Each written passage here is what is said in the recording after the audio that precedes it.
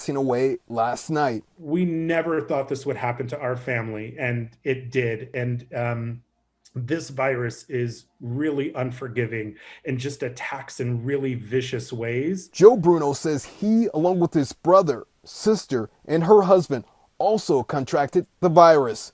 The family tragedy began with a haircut on November 20th. My sister works in a salon, and so just before Thanksgiving, my sister got a COVID test and was negative.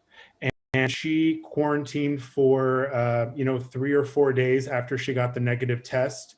I needed a haircut, and she said, "Well, why don't I just come by and cut your hair so you don't have to come into the salon?" Joe's sister brought their mother with her to his apartment. I did not hug my mom. I did not hug my sister.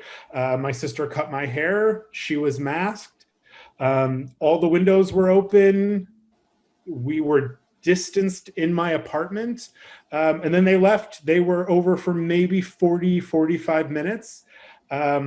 Later that evening, my sister started to feel symptoms.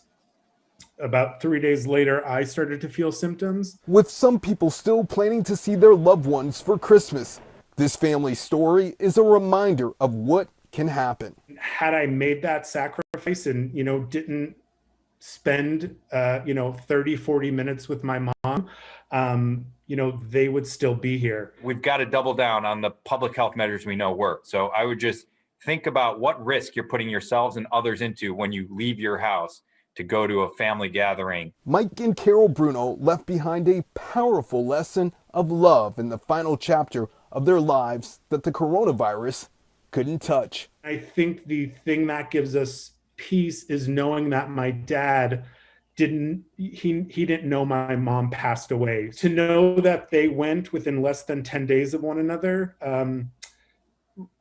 is such a beautiful thing. And I would give anything to bring them back, but I am so happy that they are together again.